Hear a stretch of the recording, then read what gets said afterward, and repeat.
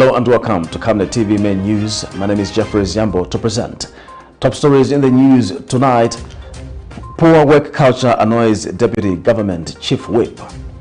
President Hakainde Hichilema pledges to fully involve former President Lungu in late RUPIAH BANDA'S funeral proceedings. Church urges HH to seek counsel from LUNGU. In international news, Chad peace talks kick off in Qatar's capital, Doha. And in sports news, ZANACO Football Club loses to AHLY Tripoli in the ongoing CAF Confederation Cup. On Monday, 14th March 2022, on National Matters, join Pastor Moses Chilwa as he hosts the Mines Minister, Honorable Paul Kaboswe. We want to be cleared of the allegations that have been thrown around that the Ministry of Mines has been mishandling the issuance of the mining licenses. Of course, we have inherited a system. I must say that we inherited a system that was, I'll use a very bad word, the system was rotting. At exactly 20:45 hours, as they discuss mining sector in Zambia, what is the way forward? Any license that will have been issued in this period will be null and void. Invite others to participate through phoning, on Skype, Zoom, WhatsApp and text messages. Make a date with us.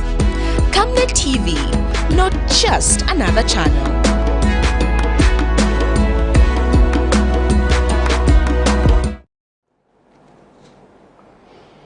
A 19-year-old girl of Lusaka's Chivolia compound wounded by a stray bullet in 2020 by one of the Zambia Army officers during an operation in the area has gotten back to her feet. Angela Mwena says the healing process has not been easy as the affected leg is now shorter than the other. And father to the victim, Michael Mwena, has thanked all well-wishers who responded to the call for help and contributed resources to have his daughter operated on. Mr. Mwena, however, says he wants justice to prevail in the case of his child and has called on relevant authorities to look into the matter. More in the following report. She is a survivor of a stray bullet shot by a Zambia Army officer during an operation in Lusaka's Chivolia compound in 2020. Angela Mwena first appeared on the Camnet screen in December of 2020, where her family was seeking financial help to have their daughter have an intramedullary robe inserted in her leg because she was unable to walk due to the accident. After receiving help from well-wishers, Angela underwent surgery in February of 2021 and has been recovering for the past 1 year, 3 months. The Camnet TV crew caught up with Angela to see how she has recovered over time.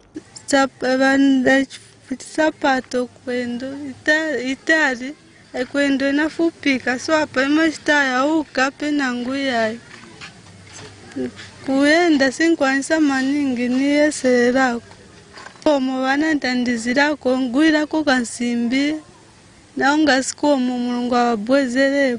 Despite having undergone a surgery, Angela has been left with a permanent scar as her injured leg is now shorter than the other, causing her to have imbalances in her movements.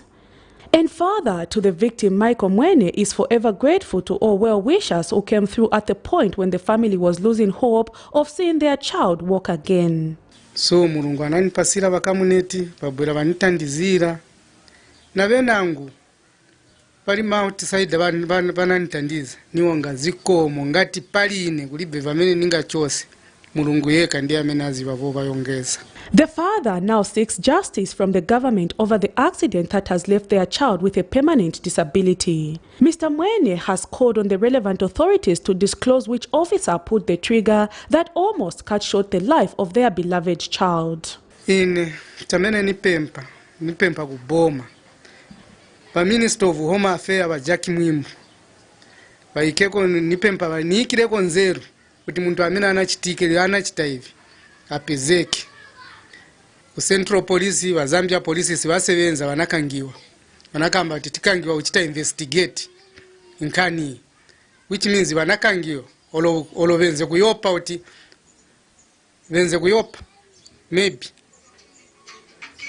So chikuru chamene nipempa ba human rights nabo bangenemo banitandizire ngati pamene banalekela Many cases of state injustices have gone cold when a family that cannot afford legal services is involved. The case of Angela Mwene is a good example of how the state commits crime against humans and not pay attention to how they survive the pain inflicted on them. Going forward, the family's wish is to see to it that justice is served in a case that nearly ended the life of an innocent grade 9 pupil who has been out of class since the accident. Prudence Jota, reporting for Camnet TV News. Kembe Member of Parliament, Princess Kasune, says the declining work culture in Zambia needs urgent attention if the country is to make progress. Ms. Kasune says it has been observed that many employees in the country are not paying attention to work but only waiting to draw a salary.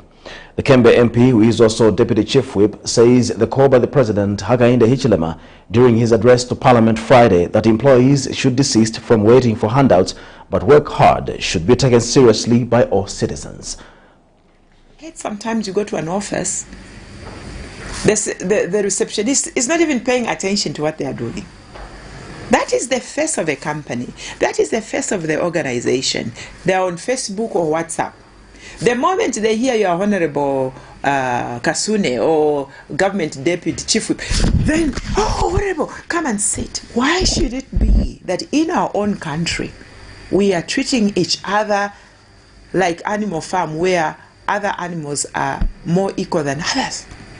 You should just be given the respect because you are Zambian, because you are a client at that company. You don't even have to be Zambian. As long as you are a client, as long as you have come in an office, and if my responsibility is being a secretary, if my responsibility is being a cleaner, you know, we need just to embrace each other. And every job is critical. I had to learn this when I went outside the country, where what do you call them? The plumbers, they are respected. The garbage collector is respected. So long are the days where we should look at the people who pick garbage and say, oh, you look down on them. What will happen to you if the garbage collectors are not picking garbage? What will happen to you if the bus conductor is not doing his job? Will you know which bus to get on? What will happen to you if the marketeers are not selling so that you can buy even from work so that you can go and cook? The last 12 Zambian students who were stuck in Ukraine's state of Sami have safely arrived back home aboard Qatar Airlines. The students who arrived in the country in the early hours of Sunday morning at Kenneth Kaunda International Airport in Lusaka were received by Disaster Management and Mitigation Unit National Coordinator Dr. Gabriel Pollen in the company of other senior government officials. And Dr. Pollen says aside from the 91 students that have come back home, government is still offering a window of opportunity for those that would want to come back to Zambia. Dr. Pollen adds that prior to the COVID-19 screening protocols conducted before departure, students whose parents are ready to pick them were free to go home. He says government will provide accommodation for those coming from outside Lusaka until they are ready to leave. And one of the students, Azaya Gale, says the journey from Sami was rough as they had to travel over 16 kilometers to get to the Polish border, where it was also another pandemonium as they had to wait over 12 hours to be assisted. Zambia's President Hakainde Hichilema has pledged to continue on the path of unity started by the late former head of state, President RUPIAH Banda. Speaking when he visited the funeral house in Lusaka's Lilai area Sunday afternoon, Mr. Hichilema described Mr. Banda as an epitome of peace, unity and selflessness, a legacy that he says should live in every Zambian. And President Hichilema says former President Edgar Lungu will also be kept in the loop with whatever is happening regarding the funeral. Meanwhile, family spokesperson Fisher Male says the bereaved family is in agreement with government plans over the funeral thus far. More in this report. Messages of goodwill have continued pouring in as it marks day 3 since the demise of the 4th Republican President RUPIAH Banda. The former head of state died on 11th March 2022. His residence has since been a hive of activity, with dignitaries, senior government officials and various political players trooping in to pay their respect. President Hakainde Hichilema Sunday afternoon visited the funeral house to pay his respect, where he urged family members to remain united at all times. To say that we drew a lot of guidance from Arabic. Most of you know that this 12th of August last year, 13, 14, 15th of August were very difficult days in the history of our country. And Arabi stood in the middle and kept this country hopeful. And he performed a wonderful function outside there. I think the pool is somewhere. What the nation saw was superficial, but behind there he did a lot of work to bring us to the situation that the public all know by now. So we're very grateful for that. We talked unity here in this house. We talked economy in this house. I think for today, I wish to end by encouraging the family to continue with the unity, to coordinate with government. Where we need it, we'll be available. And Mr. Banda's family representative, Fisher Mwale, says the family is united and in agreement with all the processes being done regarding the funeral by government. Has been heard or said is just innuendos which does not arise from this family. We are united in one cause, and that is to truly send off our hero, our father, in the most dignified manner. And we've accepted unreservedly the entitlements that the Secretary to the Cabinet explained to us. And there's been no illusion at all as to where we are burying our dearly departed. It is first of all under the auspices of the state, under your auspices, Mr. President, and it is here in Lusaka at the place where we've been accorded the respect and status and honor to bury our late father, our late president. That is the designated presidential burial ground.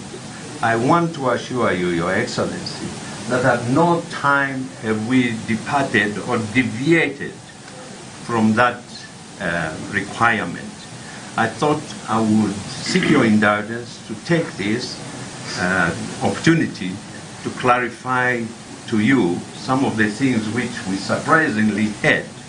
The Banda family is not divided in any form or matter and are unified in this belief that we are burying our dearly departed here at the presidential ground. The funeral gathering will now officially move to Molongoshi International Conference Center and Belvedere Lodge in Lusaka's Kablonga area, with Thursday being set as the day on which the official state funeral will be held and burial on Friday, marking the close of the 7 days national mourning period. Sharon Kalimbula, Camnet News, Lusaka. And government has set Friday, the 18th of March 2022, as the day for the burial of Zambia's fourth president, RUPIAH Banda, who died on Friday, the 11th of March 2022. Mr. Banda will be put to rest at the presidential burial site at Embassy Park in Lusaka, where 4 other heads of states have been put to rest. And President Hakainde Hichilema has declared a 7-day period of national mourning in honor of Mr. Banda, in recognition of his immense contribution to the nation as a president and a gallant freedom fighter. Acting Secretary to the Cabinet, Patrick Kangwa, says the church service for invited guests will be held at the Anglican Cathedral of the Holy Cross at 10 hours.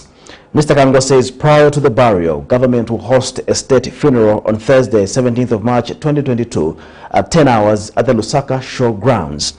He says the funeral will be attended by foreign heads of state, government officials and other invited guests. The Secretary to the Cabinet has also informed the public that the funeral gathering for the late Mr. Banda is being held at Belvedere Lodge in Lusaka. He has, however, advised mourners attending the funeral gathering to observe the COVID-19 guidelines issued by the Ministry of Health to avoid the spread of the disease. BAPS Charities, an Indian organization, says there are a lot of vulnerable children in Zambia that need support in various ways to meet their day-to-day needs. Speaking when they donated various foodstuff to Fountain of Hope Orphanage in Lusaka, organization member Jayesh Patel says various circumstances lead to children finding themselves on the streets and that they need to be supported no matter the circumstances. And Fountain of Hope representative Goodson Matende says helping children needs a multidisciplinary approach which looks at continuums of care from all stakeholders. More in the following report. Fountain of Hope is an orphanage based in Lusaka, which is a home to over 200 vulnerable children and mothers who have no place to call their home. Running an institution such as an orphanage is not an easy undertaking, more especially when it comes to feeding the children who need meals on a daily basis. To help mitigate some of the challenges being faced at the orphanage, BAPS Charities, an Indian organization, has made donations of various items to the orphanage that will help meet day-to-day needs of the vulnerable children. And speaking during the handover of the donated items, organization member Jayesh Patel says various circumstances lead to children finding themselves on the streets and that there is need to help them in any way possible. Because there are a lot of children here who are neglected, who are probably on the street, maybe due to family circumstances. So we thought this would be an ideal place where we can support in a small way.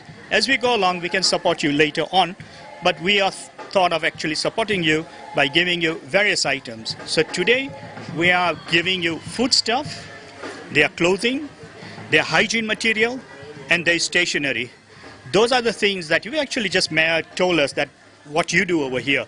So we thought of giving a bit of everything, so even blankets, because we know that in a couple of months, we're going to have winter coming on. Mr. Patel adds that there is need to make children feel as though they are part of the community. All the children that we see here today are our children, yes, just as much as they are yours. Yes. So as we actually take off from here, we'd like to greet all the children one by one. Okay? So they feel that they have been part of this handover ceremony. And speaking on behalf of the orphanage, Representative Goodson Matande says helping children needs a multidisciplinary approach which looks at a quantum of care from all stakeholders. Helping children requires a multidisciplinary approach. We can't, as an institution, even as individuals who are coming here to help them, we can't do anything without your support. Helping children needs a multidisciplinary approach. That multidisciplinary approach looks at continuum of care. Who can provide what? Who can provide what? Some are doctors. Even among you, maybe they are doctors, and if you are here, come and offer services here. You're welcome. And children at the orphanage have thanked BAPS for the gesture. I'd like to say thank you on behalf of my brothers and sisters for these things that you have brought for us. It's not everyone who thinks about us, but God has touched their lives, so they should come and bless us. We pray that God Almighty should bless them. And our late father used to say it takes a village to raise a child, and I know these people are part of that village. Just want to say thank you for your time and for paying a visit here at Fountain of Hope. We really appreciate for the things that you brought for us. May the God bless you. And the event was not short of entertainment from the children, who are happy with the gesture shown by the Indian community.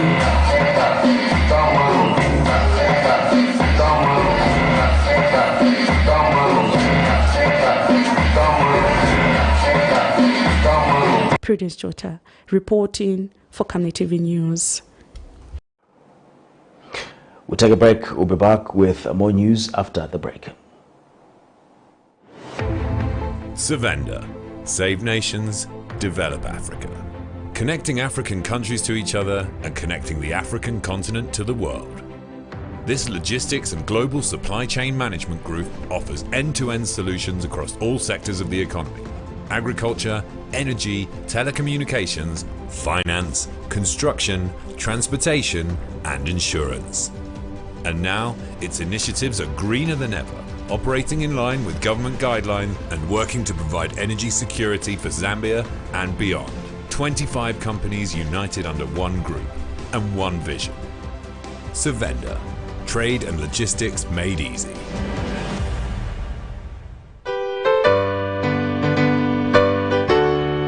Pastors Victoria and Moses Chilwa, the board and management of Camnet Television, the leadership and church members of the Healing Word Ministries International convey our deepest condolences to the widow, children, grandchildren, and great-grandchildren of our late former 4th Republican President of the Great Republic of Zambia, His Excellency RUPIAH Banda. May his soul rest in eternal peace.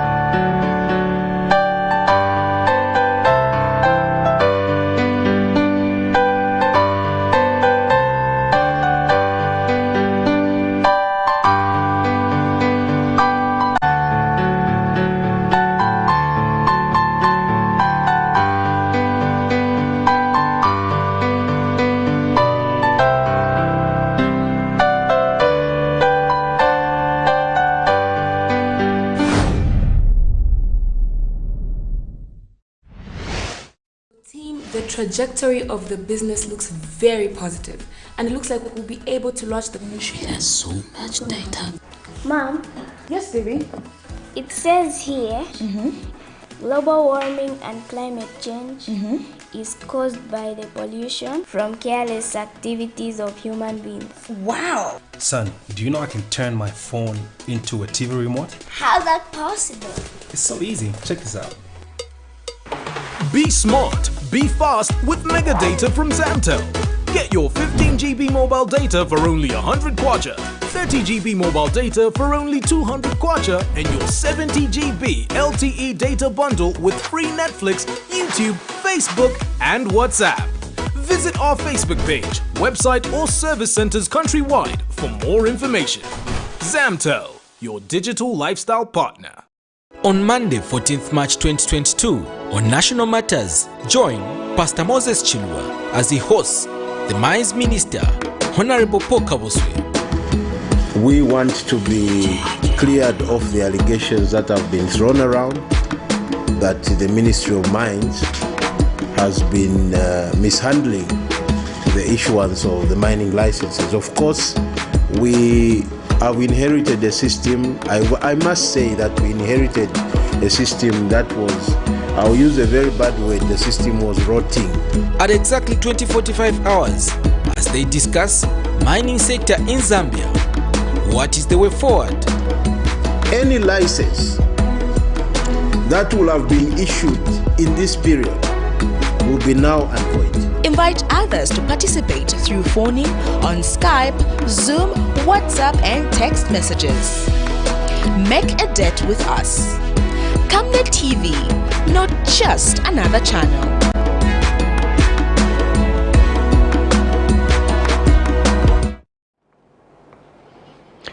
Bible Gospel Church in Africa, Bigoka presiding Bishop Peter Ndlovu has advised President Hakainde Hichilema to unite the nation at all costs. Speaking to Camnet News at the funeral house for the late 4th Republican President RUPIAH Banda, Bishop Ndlovu says Zambia has only one head of state who should be respected and taken care of as the father of the nation. And Patriotic Front Imporokoso Member of Parliament Brian Mundubile has described Mr. Banda as a pillar of unity in the nation and says his legacy must live on by ensuring that unity is enhanced away from political lines. Sharon Kalimbula was there and brought us this report. 11th March 2022 presented a dark cloud to the Zambian people at the news that the 4th Republican President RUPIAH Banda had died At his residence where we are right now, this afternoon, President Hakainde Hichilema came to pay his respect. Among other people that have spoken about the unity that was exhibited by RUPIAH Banda are the clergy and those from the former ruling party Patriotic Front. Earlier in the day, we spoke to Mporokoso Member of Parliament, who is also leader of the opposition in Parliament, Brian Mundubile, who led a delegation of members of Parliament as well as those from the Central Committee in the Patriotic Front, and he actually asked President HH to seek counsel from President Edgar Lungu as the only surviving father of the nation. It's been a very sad journey that in the past few years we've lost most of our past presidents, and now we are left with one, Dr. Edgar Chagwa Lungu. It's incumbent upon all of us across the political divide and as Zambians to ensure that we respect this one life that is remaining. It remains a repository of knowledge and experience, having been or being a past president. So I want to call upon Zambians to ensure that we, as much as possible, learn from President Edgar Chagwa Lungu, being the only remaining former president. We know, of course, that in politics we share divergent views, different political aspirations, but there comes a time when we must be Zambians.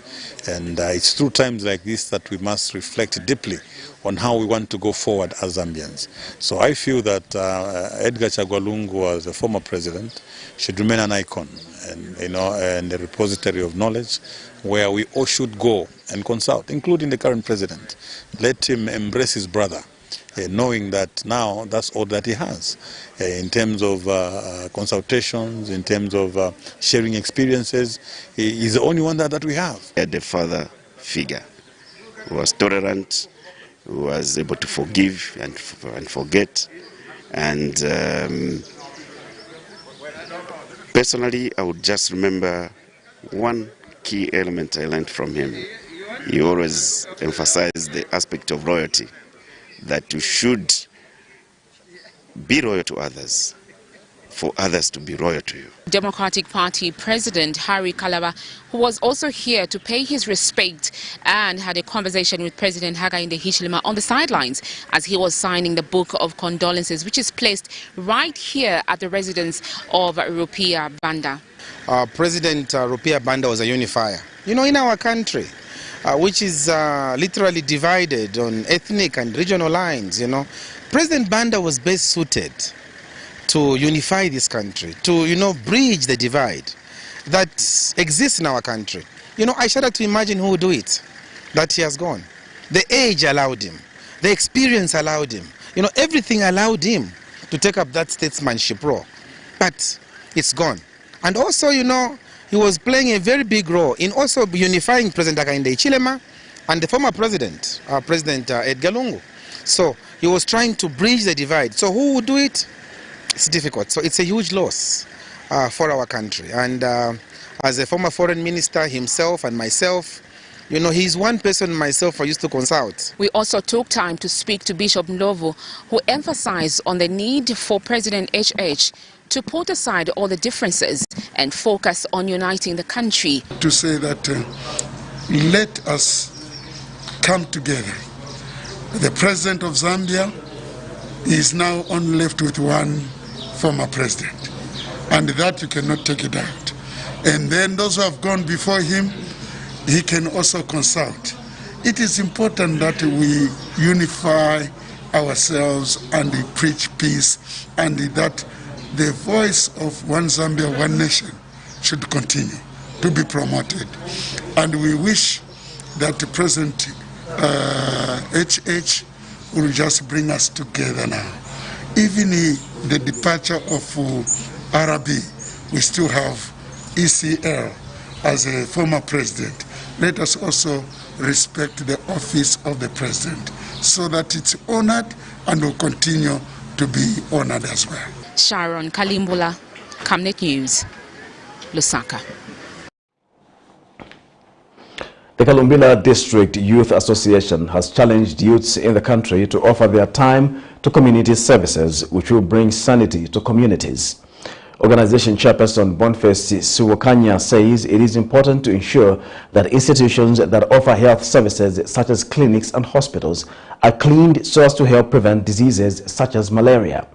Mr. Suwokanya says cleaning of health facilities and other government institutions should not be left to the government alone, but that youths can play a role at ensuring that government facilities are kept clean. He was speaking when his organization undertook a cleaning exercise at Mwana District Hospital, whose surroundings were covered by grass.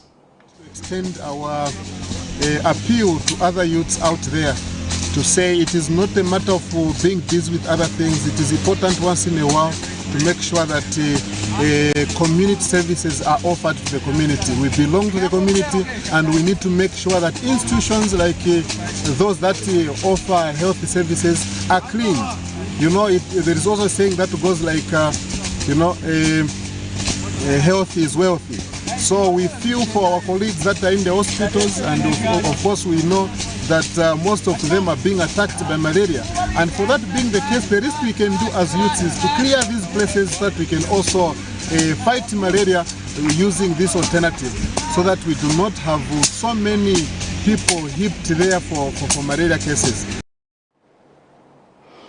The National Union of Small-Scale Farmers in Zambia, NUSFAS, says the fuel pump price increments have negatively affected the cost of doing business for farmers across the country.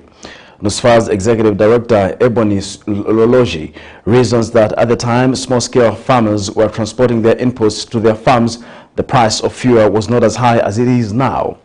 Zanis reports that Mr. Loloji, in an interview, lamented that now that fuel has been adjusted upwards, the farmers will incur more costs to transport the harvested produce to the market. He says the same goes for farmers involved in irrigation who are using petrol or diesel pumps. The NUSFAS director adds that the normal trend in Zambia is that the rate at which the cost of production rises and the rate at which the output prices rise is not the same. Mr. Loloji says government can play its part by ensuring that it regulates and deals with issues of subsidies efficiently by protecting the small-scale farmers. Police in the Mushindamo district have discovered a body of a 70-year-old man who is reported to have gone missing 2 weeks ago. Northwestern Province Deputy Commissioner of Police Dr. Fred Mulenga says the deceased man, identified as Victor Mushinge, was discovered by his 37-year-old son Felix Mushinge, who reported the matter to the police on Sunday. Dr. Mulenga says the body was discovered in the bush about a kilometer away from the village in a decomposed state with some parts eaten by dogs. He says police have opened an inquiry in the matter and have since advised the bereaved family to deposit the remains as no foul play was suspected. We take another break, and when we come back, we'll be back with international and sports news. Your skin is the biggest muscle in your body. That's why we make sure that Oracle is #1 when it comes to taking care of your precious skin. Oracle Pure Petroleum Jelly and Glycerin soothes, moisturizes and keeps your skin perfect. Oracle Pure Petroleum products for that perfect skin. We welcome you to the wonderful world of Savenda Electronics. At Savenda Electronics, we pride ourselves in manufacturing high-quality electricity and water meters. Boasting of the first of its kind state-of-the-art manufacturing plant in Zambia, Savenda Electronics manufactures customized smart electricity and water meters of international standards for both the local and international water and electricity utility companies. Our highly computerized factory, run by qualified staff, makes, calibrates, and electronically tests the smart meters to ensure only those meeting customer specifications are delivered to the market. Some of the main features which come with our meters includes notifications about low units, tempering, low battery, and many more customized features. Savenda Electronics provides on and off-site after-sales service and has favorable contract terms for water and electricity utility companies. Savenda Electronics, the real deal. On Monday, 14th March 2022, on National Matters, join Pastor Moses Chilwa as he hosts the Mines Minister, Honorable Paul Kabuswe. We want to be cleared of the allegations that have been thrown around that the Ministry of Mines has been mishandling the issuance of the mining licenses. Of course, we have inherited a system. I must say that we inherited a system that was, I'll use a very bad word, the system was rotting.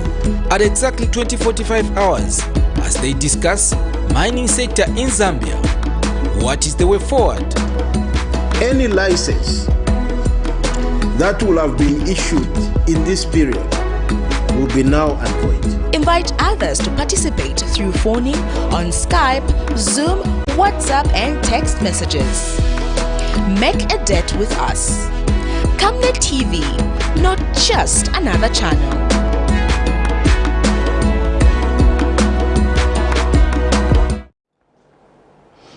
In international news, talks between Chad's transitional government and armed groups will kick off in Qatar's capital, Doha. The aim is to resolve long-running divisions between rebel groups and the interim government in Chad, but some groups have announced they would not be participating. Those who have witnessed conflict are hoping that the talks will lead to permanent stability. In other news, Dnipro had previously escaped much of the Russian air assault and had become a stop-off point for people trying to flee Ukraine. It has been targeted now for 2 days, with rockets coming from the east, either from territories under separatist control or Russia itself. President Volodymyr Zelensky says about 1,300 Ukrainian servicemen have lost their lives so far. For more in international news, here's a roundup. Window maker Mohammed Haroun has owned this shop in Chad's capital for 30 years. He says many historic events have happened during that time, but one event stands out that he can't forget. February 2nd, 2008, when a rebel coalition entered N'Djamena and fighting reached the presidential palace. It was the worst day. We were all afraid that we were not going to live because there were bombs being dropped on us and on our neighbors. Some of our neighbors died and others were displaced. People were running with their belongings on their heads. I saw military planes flying overhead. We were so afraid. Hundreds of people were killed on that day before the rebels were pushed out of the capital. Chad has been locked in internal conflicts for most of the past 3 decades. They've displaced hundreds of thousands of civilians, mostly in the east of the country. Various groups took up arms with the aim of removing the country's former president Idriss Déby, who came to power in 1991 in a military coup. He died from injuries sustained in a battle last year. His son, 37-year-old Mohammed Déby, took over and heads a 15-member military council. He wants to talk to the armed groups in the country. Now Qatar is acting as a mediator between the two sides. But some opposition groups are critical of the talks even before its launch. What we see happening between the Transitional Military Council and the so-called armed groups will not bring any result and is a waste of time. The military is not serious because the timing's wrong, and the Military Council's not sending any one of its 15 members to dialogue. It's sending former officials who are not neutral and have sided with the military against the armed groups. 12 armed groups will be part of the talks, but they're not the only ones currently active in Chad. Front for Change and Concord, the group the government was fighting when President Idriss Déby was killed, has set conditions before it begins negotiations. Several other armed groups are also not part of the talks in Doha, accusing the government of trying to strengthen its grip on power. That is posing a challenge to the government, which had hoped to bring everyone to the negotiating table. Some analysts say the resistance of those armed groups is a threat to Chad's long-term stability. Things may go the way the military wants, but if the talks in Doha fail and the armed groups that are refusing to recognise the military council continue to do so, the country will enter into a new conflict. They have sizable forces, if not weapons, and Chad is surrounded by countries that are unstable, so without reconciliation, chances of sliding back to a major conflict is high. Mohammed fears conflict too, but hopes negotiations in Qatar can lead to long-term peace and security in his homeland. Hiba Morgan, Al Jazeera, N'Djamena.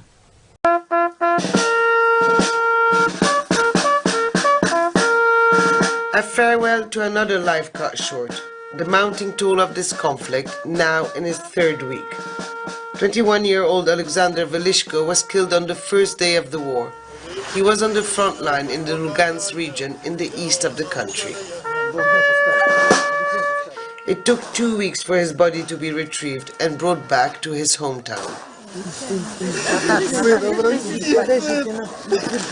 "Forgive me, my son," were the last words of his grieving father. Volodymyr Tereshonok lost a friend and a neighbor. I was in touch with him the day before this happened. His spirits were high. It's difficult to describe the loss, hard to express. The army didn't change him. He was the same. He was very kind. Perhaps I'm being pathetic, but he definitely loved life. Sounds ironic now. President Volodymyr Zelensky says about 1,300 servicemen have lost their lives so far, but key Ukrainian cities remain surrounded as Russia seems to be expanding its targets around the country. It might take longer because the Ukrainian army is actually putting up a fight, but it seems that the Russian strategy is to surround cities like Kharkiv in the northeast or Mariupol in the south, besiege them and bring them down to their knees before continuing the advance. And people here are leaving because they feel that Dnipro could be next. Dnipro was targeted for 2 days straight with rockets coming from the east, either from territory under separatist control or Russia itself. This was an early morning missile intercepted over the city center that was caught on mobile phone.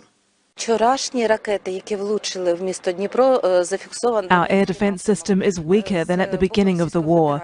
The Russians targeted it on the first day. They tried to destroy it. We managed to evacuate staff. It's working still, but not everything is smooth. Now they fire aimlessly from a long distance. They don't come close because we still have a defense system, but they have capacity to hit from hundreds of kilometers away. We ask the whole of the world to close the sky. While Ukraine's Western allies are refusing to enforce a no-fly zone, it's the families who are left to live with their loss. Alexandra had married Valeria less than 3 months ago. Now she's a young widow, holding tight the colors her husband defended to his last breath, hoping it won't be in vain. Huda Abdelhamid, Al Jazeera, Dnipro, Ukraine. Let's now have some sports news.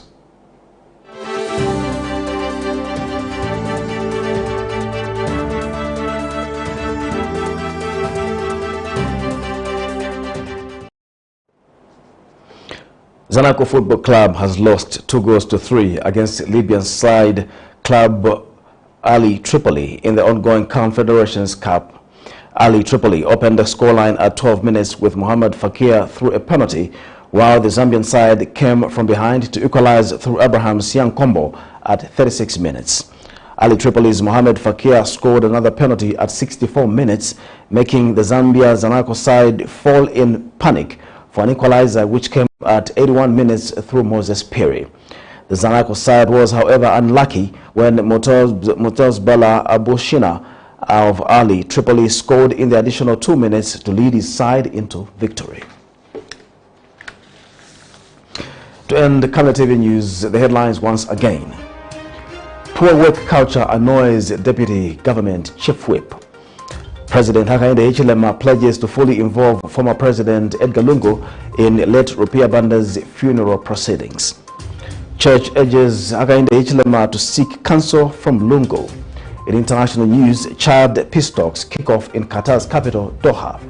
And in sports news, ZANACO Football Club loses to AHLY Tripoli in the ongoing CAF Confederations Cup. When I look at the Camnet verse for the day, which is coming from 2 Samuel chapter 7 verse 22. This is why you are great, Lord God. There is no one like you, and there is no God besides you, as all we have heard confirms. Thank you for watching the news. My name is Jeffrey Zambo. Good night.